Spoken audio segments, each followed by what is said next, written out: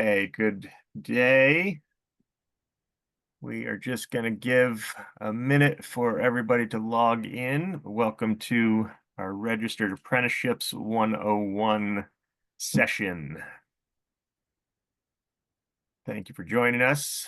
And just going to give it 1 minute here for people to log in.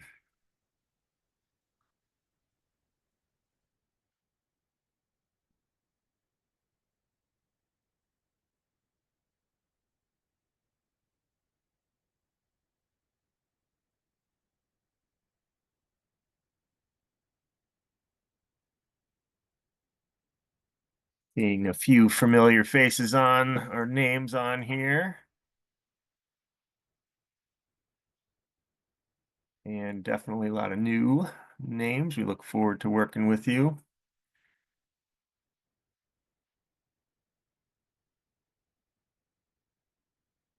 Give it 1 more minute. Our attendee list keeps jumping up quickly, so I want to get too far ahead. It's still increasing by the second.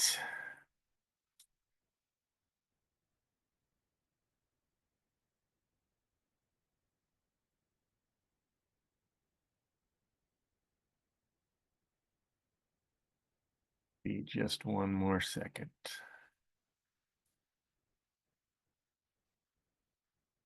All right, looks like we've generally leveled off here with our new people joining in. So thank you for joining us today for an introduction to registered apprenticeships focused on the clean energy industry. My name is Richard Lawrence. I'm a Senior Director of Workforce and Industry Engagement at the Interstate Renewable Energy Council, IREC.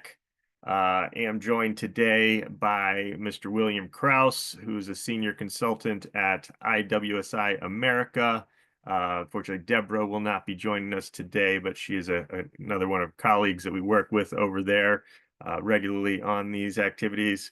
And then we also thank you to Ms. Brenda Myers, who's the state director at the Office of Apprenticeship in the good old state of Mississippi. So thank you, Brenda. Look forward to hearing about how things work there and also across the rest of the country, obviously.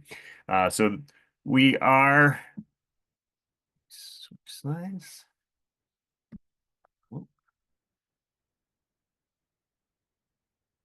Is it not switching?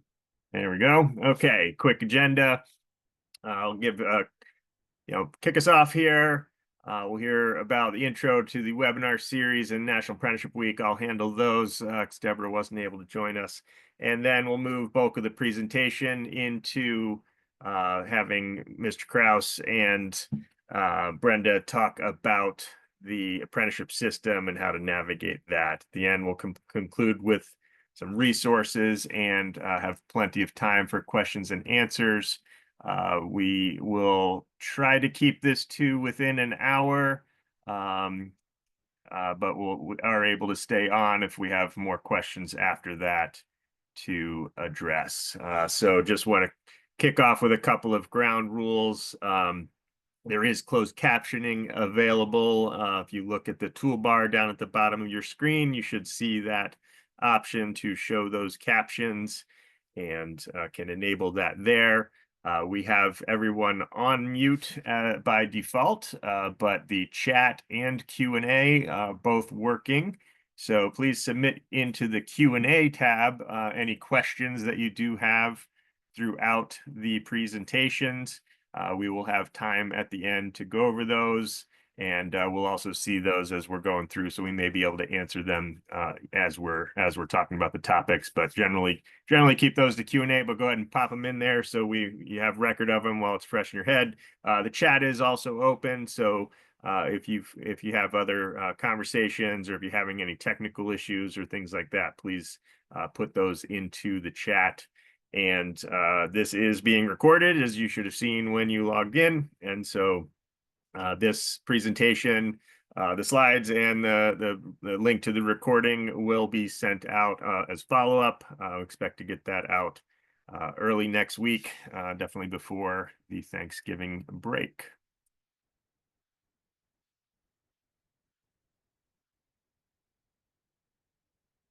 And that slide's in there twice. So I do have to start off and say, with this funding acknowledgement and disclaimer statement. So our efforts here are supported by a contract with the U.S. Department of Labor's Employment and Training Administration Office, the ETA, or the Office of Apprenticeship, OA. And so this is supported by the government, but we do not represent them, and any mention of things that we say here, don't hold it against us. But so there's the contract, or the contract reference, and the disclaimer statement. You can read the rest of that. This is a kickoff to a monthly webinar series that we will be holding together with the Interstate Renewable Energy Council, IREC, and our partners, IWSI America, where we will be delving into a variety of topics on developing and administering successful registered apprenticeship programs, increasing diversity in your company through apprenticeships, and other topics of registered apprenticeships. So through this contract, we'll do these ongoing learning sessions and get deeper and deeper into the topic, starting off today with kind of that 101 overview. But then a lot of these topics we'll explore further in more depth. So we'll have these on the third Wednesday of every month at this time, 2 Eastern. We do have a link there.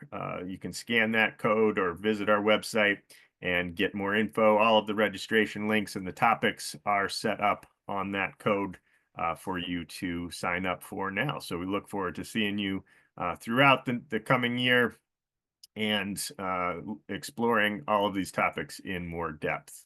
I do want to point out that today is in the middle of National Apprenticeship Week. This is the 10th year of National Apprenticeship Week, and there are hundreds of events all throughout the week like this, both online and in person. Lots of other resources there for celebrating apprenticeships and really working to expand and develop new innovations within the apprenticeship system. So encourage you to visit National Apprenticeship Week and join our organizations if you can in issuing a proclamation around your support for apprenticeships. IREC has submitted a proclamation on the site where they make it easy. There's a template you can download and upload that. We encourage you all to do that. But also take a look at all the other events that are occurring. We've got a couple others from our partners that are on there focused on clean energy. You can look at that topic. You can search by industry. You can look in your region and other things like that. So the Apprenticeships in Clean Energy Network is the project that IREC manages under this contract with the Department of Labor, where we serve as the apprenticeship intermediary to the clean energy industry on behalf of the Office of Apprenticeships at the federal level. We do work closely with a lot of the state apprenticeship agencies as well. But we have this coalition of organizations that was formed to really address all of the topics in our contract, which involves a lot of outreach and education like this, primarily to industry, but also all other stakeholders. So we're working primary industries that we're focused on within clean energy is solar and storage with the Solar Energy Industries Association, SEIA, and also the energy efficiency sector with the Building Performance Association. But we do also support broadly clean energy in other sectors, particularly through our partner Renewables Forward, who's focused on increasing diversity across the industry. And they have great connections into the wind power industry, into the hydropower industry, and other sectors there. So we're supporting companies all across the industry, from carbon sequestration and all other clean energy forms of generation, also electric vehicle deployment to some extent too. So if you're involved in clean energy industry, we're here to help you. We've got connections into the National Association of Workforce Boards, so they can help you locally with funding that might be available and connecting, supporting your recruitment efforts through those local job centers. The Service Year Alliance, so connections into service year programs like AmeriCorps and the new Climate Corps, where these not just youth, but lots of different people are engaged in a year of service and then looking for job opportunities after that. And some of the training they're doing during that can align with what we're doing. We're connected into the educational institutions. So as you'll see, apprenticeships require related instruction. And through the CREATE Center is the National Science Foundation's funded Center for Excellence in clean energy technology education. They've got lots of connections into high schools and into community colleges and technical schools, both for recruitment and for training. And important as well, the HBCU clean energy initiatives to connect with historically Black colleges and universities, again, for that training. Several of them are sponsoring apprenticeship programs now. Locally, we're working with the state Arkansas Advanced Energy Foundation, doing a lot of work across the clean energy industry in that state to expand apprenticeships. And the Solar and Storage Industries Institute is a nonprofit arm of SEIA that we're affiliated with. So great team. We've got resources to help you at all levels, and you'll hear a lot more about that as we go on into the next slide. So as the clean energy intermediary, our contract is primarily around doing events like this, outreach and engagement, raising awareness about the benefits of registered apprenticeship, and then following up with that with no-cost technical assistance to help you understand and navigate the registered apprenticeship system, to register or expand, which would be to join a program, an existing program, or maybe add a new occupation to an existing program that's focused on clean energy, help with supporting recruit and retention of particularly diverse candidates, and help with ongoing operations once those programs get up and running. We want to make sure they're sustainable and effective in the long term for growing your business and training the next generation workforce. We do have some limited financial incentives as well for new employees to the clean energy or to apprenticeships. We've got up to $1,000 per apprentice currently that's available. This gets renewed annually through our contracts, and there's a link there to get some info on that incentive, but also say as part of the sustaining operations, we can connect you to other sources of funding. You'll hear a little bit more about that later in the presentation. So now we will, actually, I think I'm taking this one. The clean energy industry is definitely growing rapidly. The IREC conducts the National Solar Jobs Census every year. We released our 2023 census just a few months ago, and that feeds into the broader Department of Energy's employment report, which covers all other clean energy sectors, actually energy broadly, and shows that clean energy employment grew 5% in 2023. Which was more than twice the rate of overall job growth across the United States. There's reports that show clean energy investments now account for over 5% of all private investments in the United States in structures, equipment, and durable goods. So just, lots of funding going into this. A lot of that's driven by the Inflation Reduction Act, which we'll hear a little bit about. But in the end, there are millions of jobs currently in the industry, and it is growing quickly. A lot of these are in that energy efficiency sector that we heard about, that we're working with the Building Performance Association on. Next highest is the solar industry, with over 360,000 jobs, with just under 300 of pretty much full time there. Wind is certainly a big area we're looking at, and battery storage is growing extremely quickly as the technology changes. And as we surveyed companies through our solar job census, 75% of those respondents said that a lack of qualified talent is something that either somewhat or very significantly is impacting their ability to grow their business. So, talent shortage is an area where certainly registered apprenticeships can help. And I'll say one other thing on this. We see when we look at, I find this pretty incredible, is that currently when you look at all of the existing power plants in the United States. There's a huge amount of power currently being generated by coal and nuclear and wind and hydro and all the other sources. Right now, there's currently twice all of the existing capacity on the grid that's waiting in the queues to be built, that has applications filed. Over twice the power currently existing on the grid is waiting to be built over the next few years, and over 90% of that is in solar and wind and batteries. So it's almost literally the only thing that's being built on the clean, on the electric grid right now. And massive projects, as well as small, rooftop and distributed generation too. So it's all across the board. It's in every state, and it's growing quickly. And that drives us to registered apprenticeships as a way to train the workforce. And with this, I will turn it over, I believe, to Brenda. Thank you. Okay, good afternoon, everyone, from the beautiful city of Jackson here in the great state of Mississippi. It is a pleasure to have each of you on this call today. So what is a registered apprenticeship program? So I'll give you a little bit. When I joined the Air Force at 17 years old, I had no idea about a registered apprenticeship program. But little did I know the military would actually provide that very thing for me. It prepared me for a career while meeting the needs of the business. At that time, we talked about the military.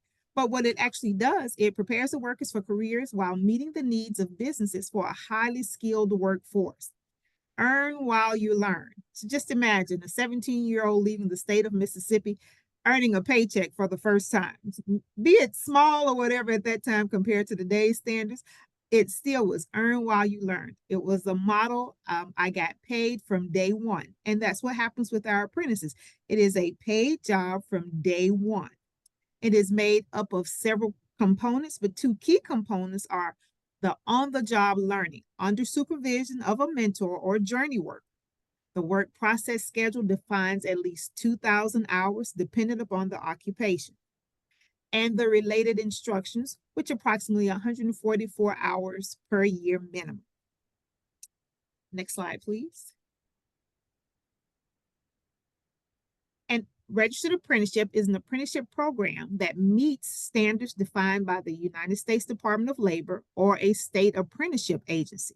Upon completion, individuals earn a nationally recognized credential. And I have one of those. I don't know if you all will be able to see it, but I wanted you to see how beautiful this certificate is. And if you've ever received your college diploma or any kind of military diploma or anything like that, this is an absolutely beautiful, and it carries some weight. So this is a nationally recognized credential from the registration agency, recognizing the apprentice as a skilled practitioner of the occupation. It typically takes between 1 to 5 years to complete, depending on the occupation. And in many ways, the credential earned is similar to a college degree in a field of study. The verification of learning is achieved in 3 ways. Time-based, meaning there are set hours. It is set apart where you are physically doing this so many hours. Just say if you're doing one particular task like safety. Safety, we all know that safety is extremely important in every occupation, not one of them, not some of them, but every occupation.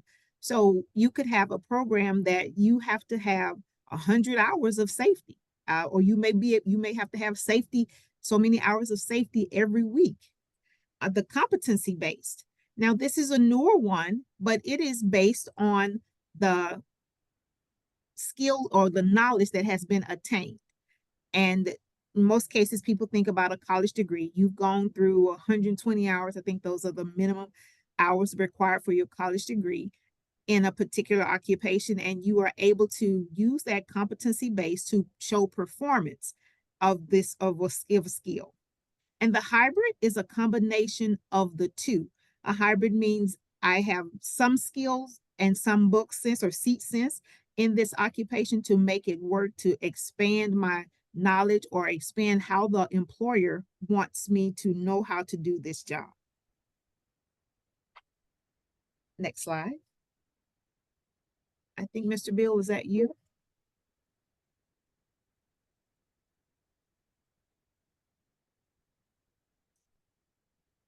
So Yes, it is. It is me. I'm sorry. that's My okay. mouse stopped working. What you see in front of you is an example of a work process schedule. Now, apprenticeships are a formal type of training, and that training is requiring an individual to master different tasks and to participate in related instruction, both possibly online, possibly bricks and mortar in a school, and so on. So, what we're looking at here is an approximate or an example of a work process, and you can see that the many items that you will, or the tasks that you will be exposed to and successfully master are listed there. The individual employer and or sponsor will be responsible for documenting this and to ensure the quality and the comprehensiveness of your knowledge when it comes to a work process and an occupation. Every occupation is different. Every occupation has certain pieces in it which is focused towards what the employer is looking for. Additionally, there may be some regional elements, there may be some licensure, there may be some certifications. So they're all different, but the one thing that's significant is in the on-the-job learning piece, they will be identified and the amount of hours you will spend on those tasks will also be identified. Slide.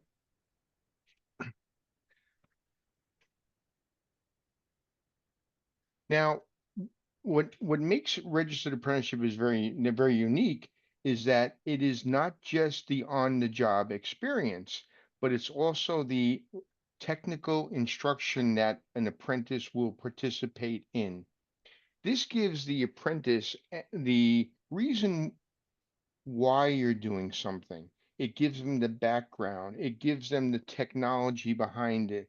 It helps them dramatically when it comes to uh, skills to resolve issues that may arise.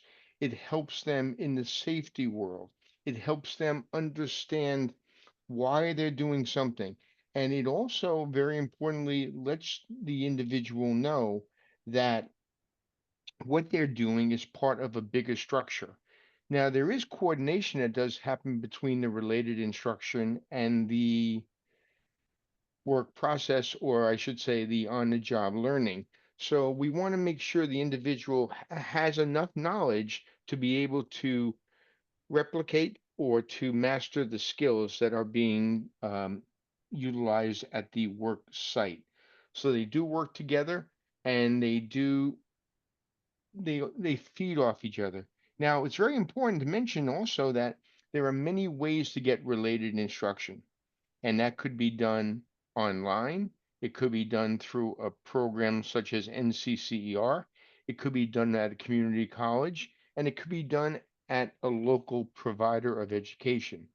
I do caution folks to make sure that the education they're receiving is a verified education and it leads to an actual credential or something to that effect, which shows that the individual has completed the program, both related instruction and on-job learning. Slide. You're probably saying, well, why do I need a program? Well, there's two ways of looking at this. There is the element where the employers benefit, the workers or the apprentices will benefit, and also you have the educational facilities benefiting. And you say educational facilities, well, by having the employers interact with the colleges or with the educational provider, they're able to keep the curriculum updated, current with industry standards, with industry practices. And the actual apprenticeship program for the employer, it is a proven model. It's been around legally in the United States since the 1930s, but it's a model that has been followed in the world for many decades.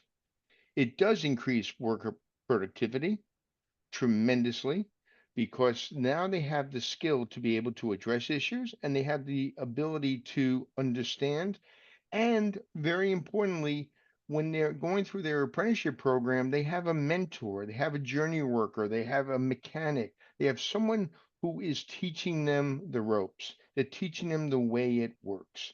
And that's really important. Um, the productivity, as that goes up, profit goes up. As productivity goes up, safety goes up. And in many cases, there are programs in individual states that the employer can benefit from. There are drug-free work environment programs. Your own insurance company may be able to help you save some money if they know they're going through a regimented program that has safety and has many of the elements that we spoke about. It's also important to mention that the training is customized. It's there are industry standards for each occupation. However, there are some things that need to be done locally depending on the licensures, depending on the certifications, depending on the actual job itself. So there is enough flexibility to add that into the occupation and into the training curriculum.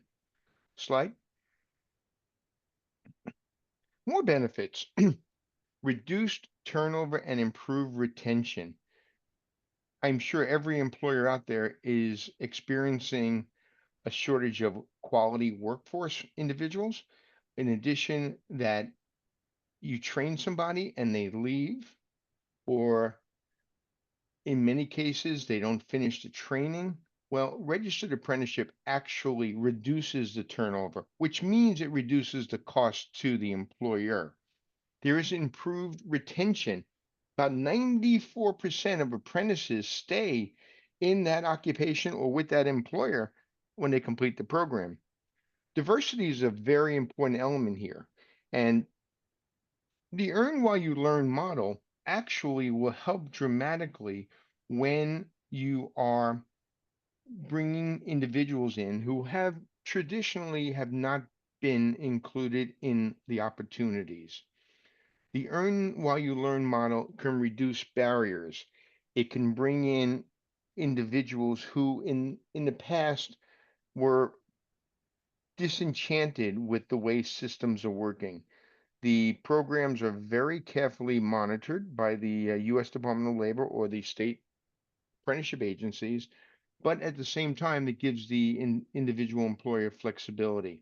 There are tools on the U.S. Department of Labor website for employers to do outreach. There are labor exchange programs to do outreach, and it'll help the employer be able to pick from a larger pool of qualified individuals. Now, when we talk about regulatory compliance, there are licensing. There's licensing across the country, and the programs will incorporate that into the curriculum. There's worker qualifications. And then again, then that will also help the employer know that a person's level of expertise is at a point where they are able to function with productivity and with results. So it's really important that the individuals get qualified. There may be OSHA certifications, there may be other certifications that would be great to have, and more importantly, will be utilized on the workforce, in the workforce.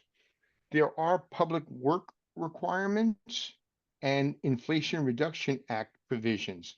Both of those Richard's going to explain in greater detail. But when it comes to public work, many folks here are familiar with Davis-Bacon, the Davis-Bacon Act, and it actually establishes an apprentice wage for many of the occupations.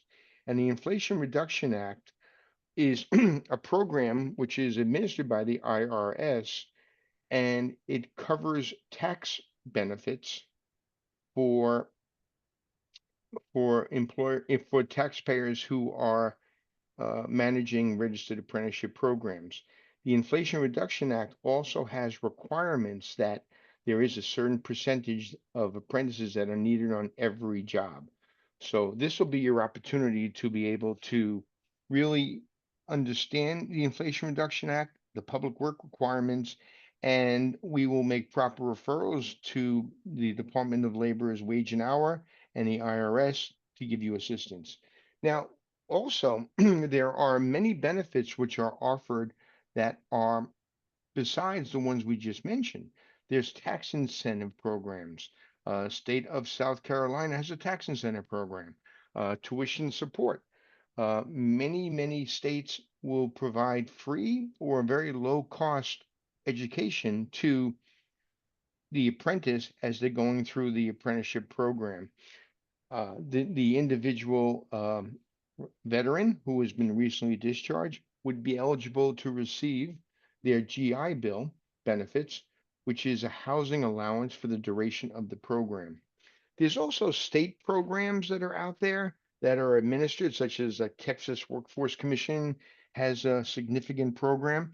And there are also grant programs that are run by a multitude of agencies, and we will help you get connected to those.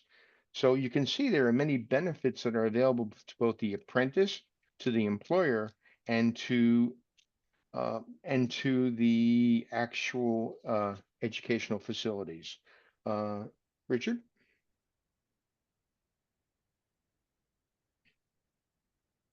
Yeah, thanks, Bill. So quick on the Inflation Reduction Act that Bill mentioned. This is definitely driving a lot of interest in the clean energy industry for registered apprenticeships.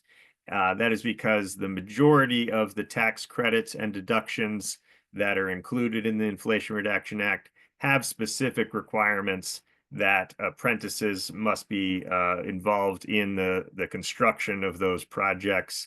The quick overview is, and that's the example, the investment tax credit, which is largely driving the solar and wind development. The production tax credit actually is in wind more than solar predominantly, but both of those they both have these labor provisions.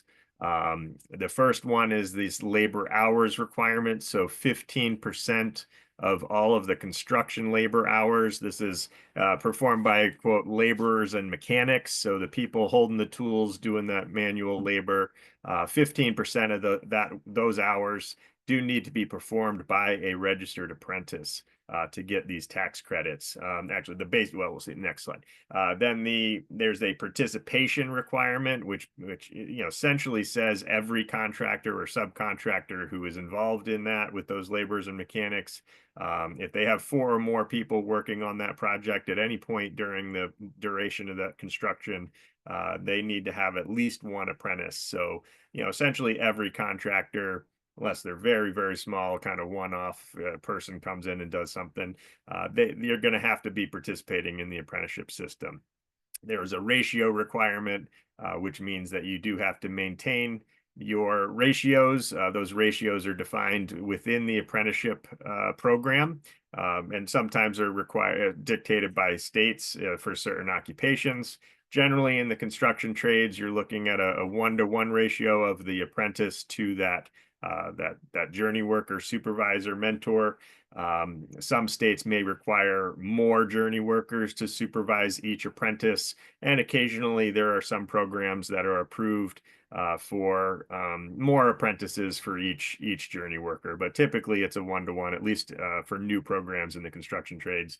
The other part of the Inflation Reduction Act requirements is all the laborers and mechanics, anyone doing manual work, must be paid the prevailing wages for that occupation. Now, with that, the apprentices can be paid wages which are less than the prevailing wages are the journey worker wages rates. But the apprentices can be paid the wages that are defined within the apprenticeship program. Typically, that is a percentage of the journey worker wage, and they progress as they progress through the program. Their wages do have to increase. So as they become more skilled and competent, they will be paid more and get closer to that journey worker wage. But again, kind of benefit there for the employers is they can pay them less and still meet that prevailing wage requirement. So as I said, is the majority of the tax credits and deductions that are contained within the Inflation Reduction Act reference these same provisions. And essentially, again, investment tax credit, production tax credit are the big ones we see, but it also applies to like the alternative fuel refueling property credit, which is your electric vehicle charging stations, hydrogen fueling stations, and other things like that. The energy efficient commercial buildings deduction is a deduction for doing energy efficiency work in any kind of commercial facility. So HVAC upgrades, insulation work, other motors and controls and things that are going to increase the energy efficiency. Really, it could be the windows and the insulation and everything. There's a more complicated formula there as to what that deduction looks like per square foot and how much energy you're saving, et cetera. But we look at the investment tax credit and the production tax credit, basically all of these other ones as well. When it gets down to it, you're eligible for a base tax credit, which is only 20% of what you could get, what the taxpayer could be eligible for if they do meet these labor provisions. So using apprentices for at least 15% of labor hours, paying everybody prevailing wage, that's going to get you 5 times the amount of tax credit that you would otherwise. So again, this is obviously driving a lot of interest in apprenticeships. These are specifically to the construction trades, but we will certainly talk about, apprenticeships can be used as well in other occupations. We'll see that later in the presentation. We often find that companies that start off doing these kind of construction trades and learn how to do the system, then they start seeing the value. They might also move that person into an apprenticeship program as a career advancement pathway into a project manager or system designer or other occupations that they could do as well once they have some of their basic skills learned in the field. And forget who this is going back to. I think Brenda or Bill. I think that's me, Mr. Richard. Thank you so very much. So the key components of a registered apprenticeship, like with everything, there is a foundation, and our foundation starts with industry-led. Apprenticeable occupations are industry vetted and approved to ensure alignment with business needs, because that's one of the main things. What are the needs of the business, the success of the business? The paid jobs.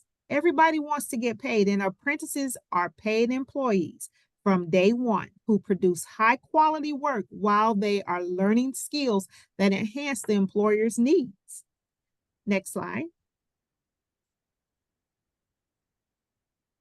Structured on-the-job learning.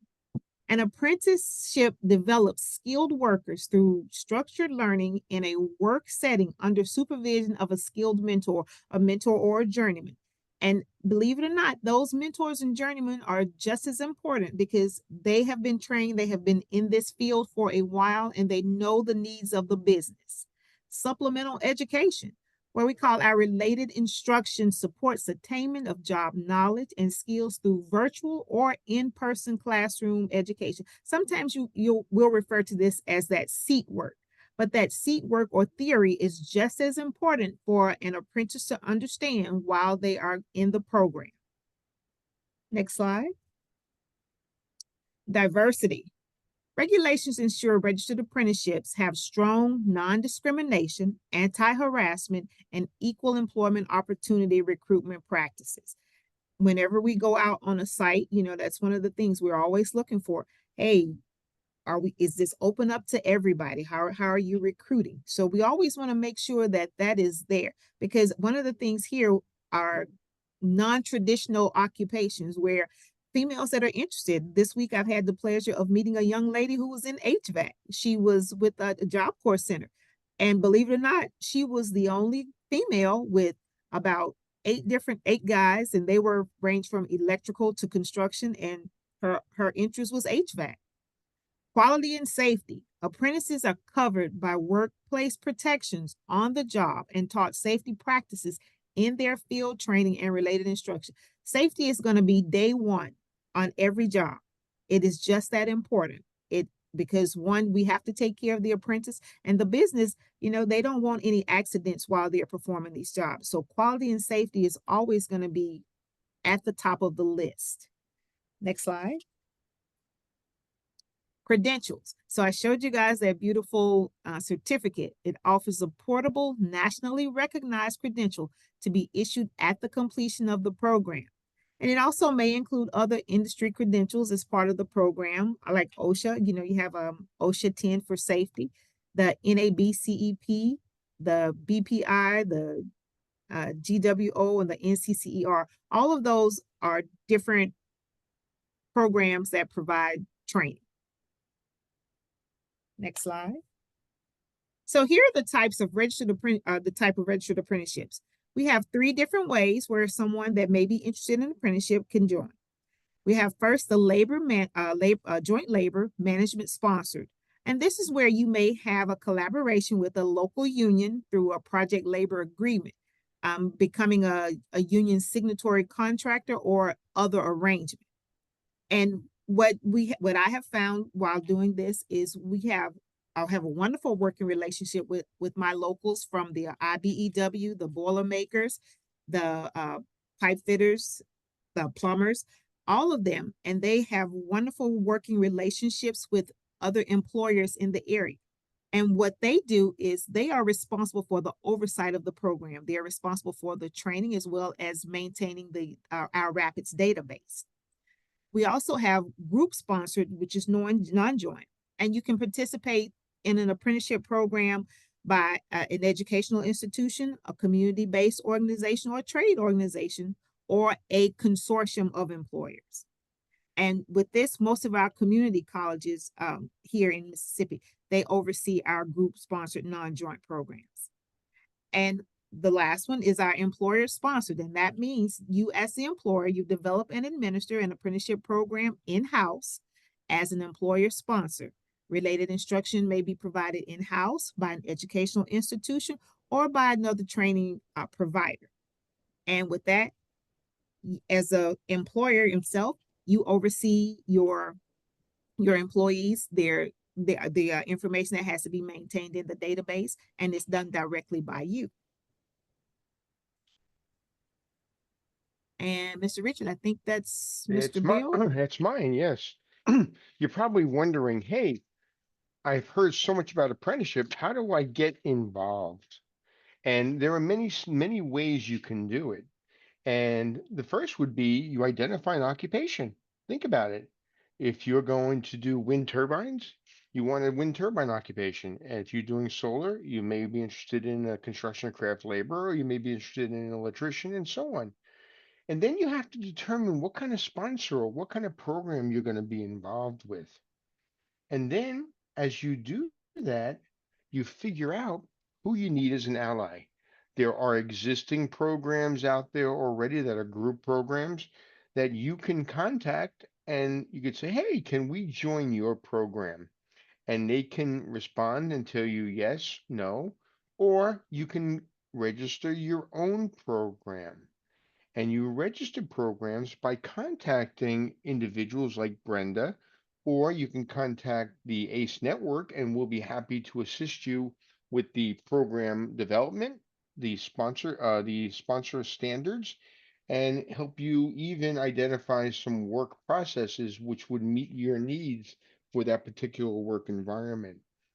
And right now, and we'll share this, there are state apprenticeship agencies, and there are Department of Labor Office of Apprenticeship agencies, and every one of them is willing to assist you in putting a program together.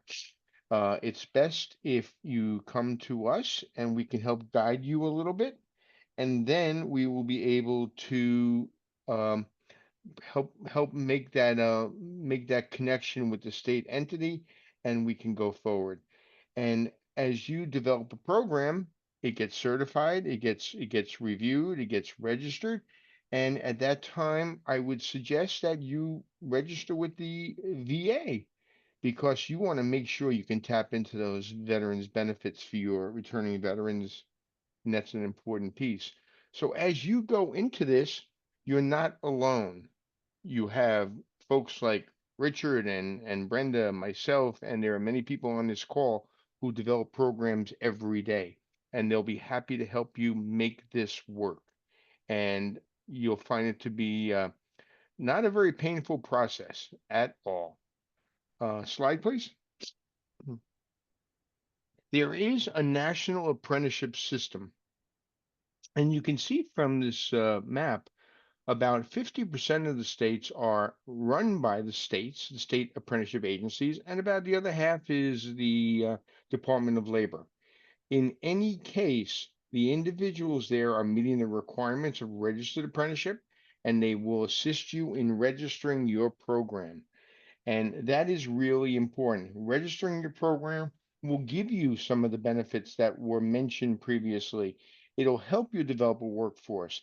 It'll make it so that individuals from your state can go to another state and still be considered a registered apprentice. Don't be fooled. There's a lot of folks out there who are running apprenticeship programs, but they are not registered apprenticeship programs. And that is all that really counts, is the registered program. And there are professionals in every one of these states and territories who will be willing to help you. And the website for that is down below. There are phone numbers, there are email addresses, and I believe that you will be able to really grow your workforce, develop your workforce, and take the individual skills that the mentors have and transfer them to the new workers. And also, I think Richard might have mentioned this, when you're going through apprenticeship, you can also do skill upgrading. And the skill upgrading is important because you may have workers who are really great. They've been around a long time, but you want to make sure that their skills are up to date. And the individuals who are the state directors in those particular states can assist you very easily by connecting you to the workforce development systems and any tax programs or grant programs in those individual states. They're very helpful, they're professional, and they get the job done. Brenda?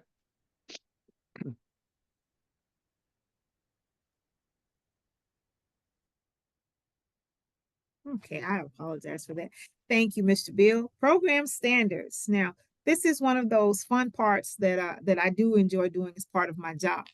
And we have the Office of Apprenticeship Standards. These are the industry approved guidelines, and they can be modified up to 25%. And as you see, there is a link in there, apprenticeships.gov, apprenticeship.gov occupation.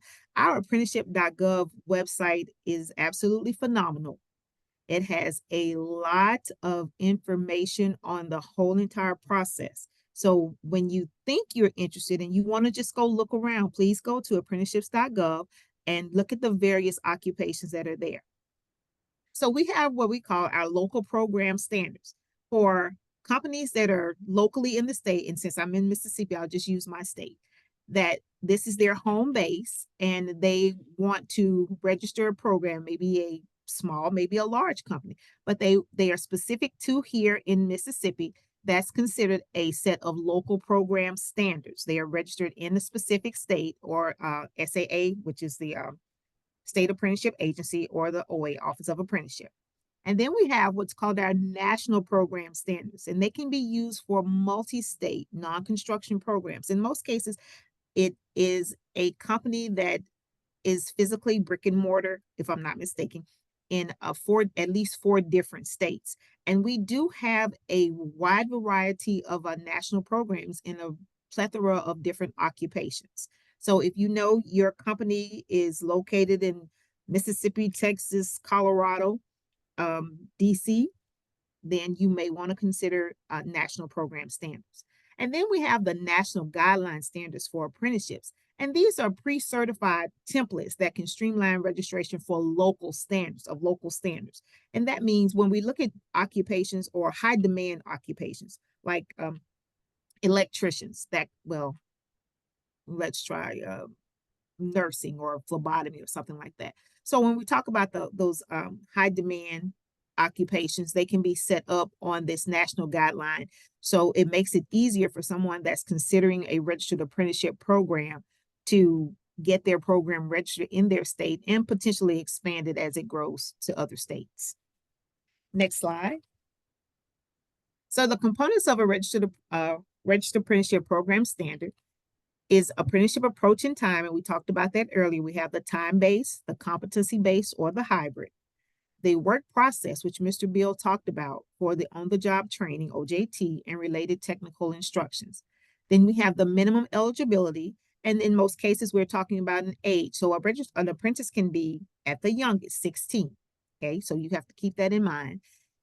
Credit for previous experience and probationary period. When we talk about credit for previous experience, if you're bringing someone in that may have worked in this field, not enough to be a journeyman, but maybe 6 or 7 months or maybe a year worth of experience that relates to the occupation that you're hiring them for, you want to enroll them as apprentice, you could consider credit for previous experience as well as your probationary period.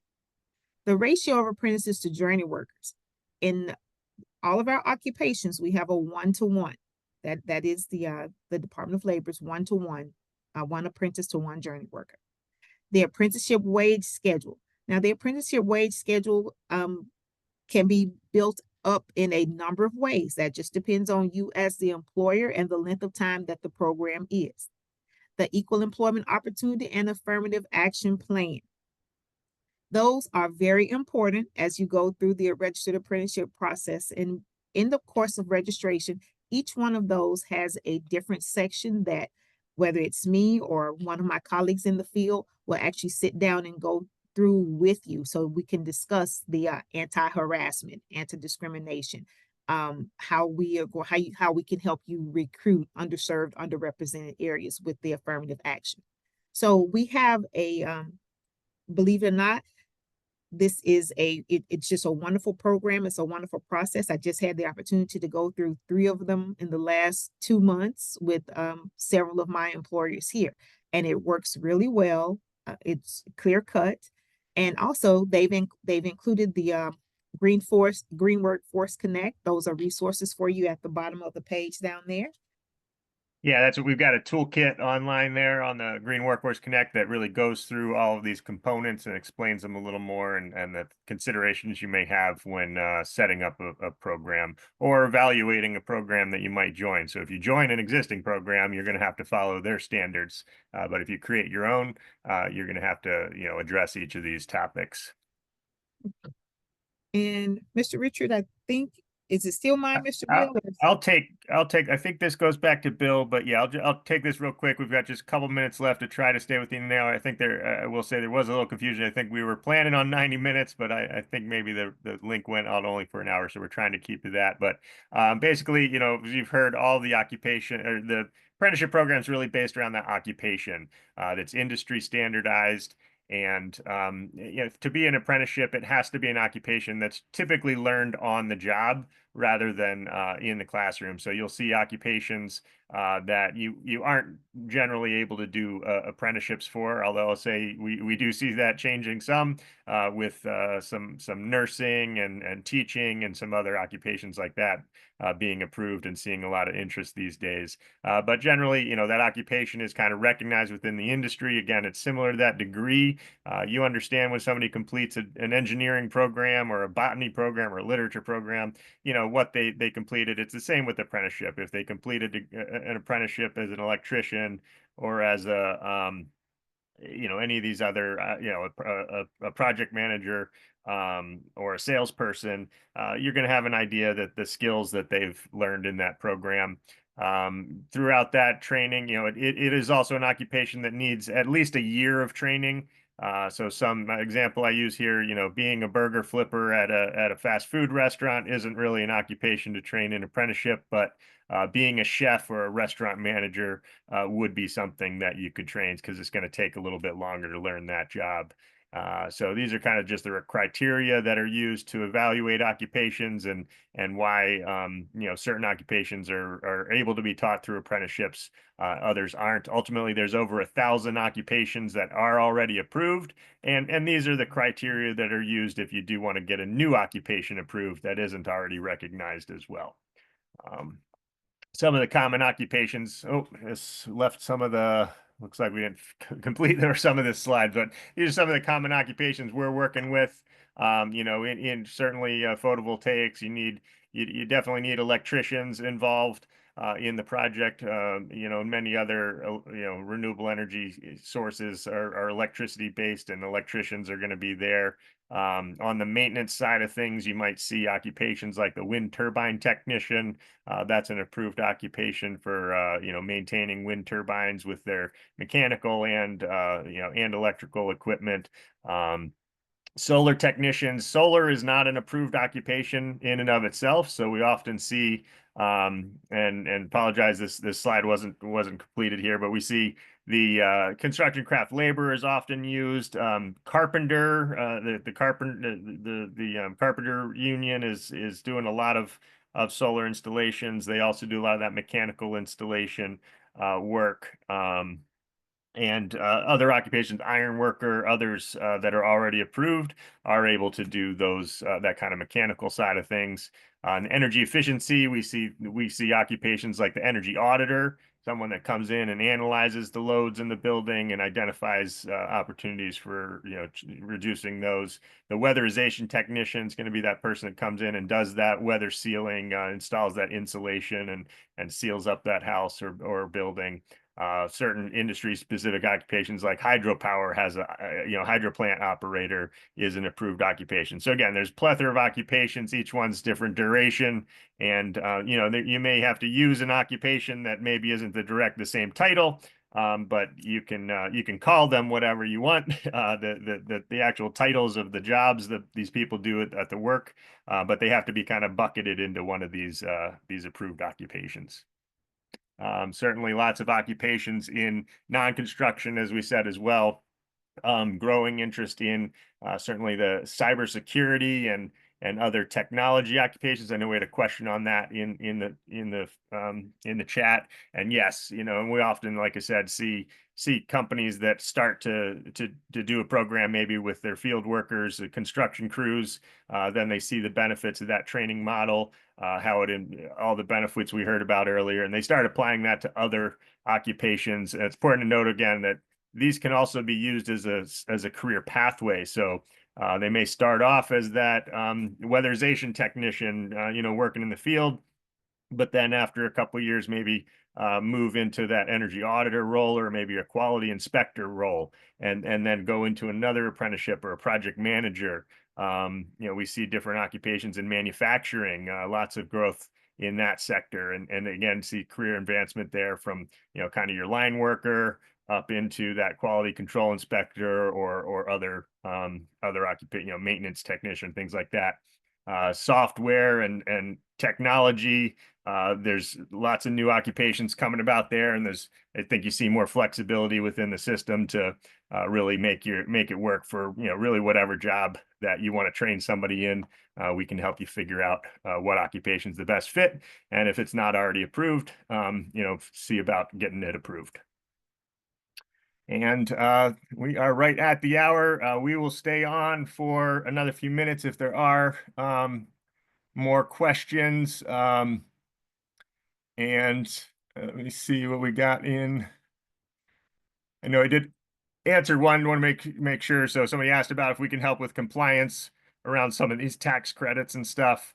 We can help understand the apprenticeship requirements is really where we're at. We can't really give tax advice or legal advice, but certainly, we understand definitely the Inflation Reduction Act and the requirements there, and how to effectively run an apprenticeship program and to meet those requirements. So we can help with that.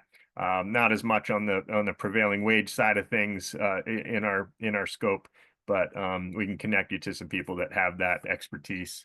And there's other requirements as well. For instance, if you're working in California has a state law where any commercial scale renewable energy projects, on any commercial facility, they require at least 20% of the work to be performed by apprentices. So there are state by state requirements and different incentives that are out there. Funding, again, those veteran benefits are a really key thing. We can definitely help you get your programs registered with the VA so that your veterans in their program can get that GI Bill access. All right, let's see what else we have. So we'll stay on for a few minutes, answer some more questions. If you have them, pop them in the chat here. Otherwise, thanks for attending today.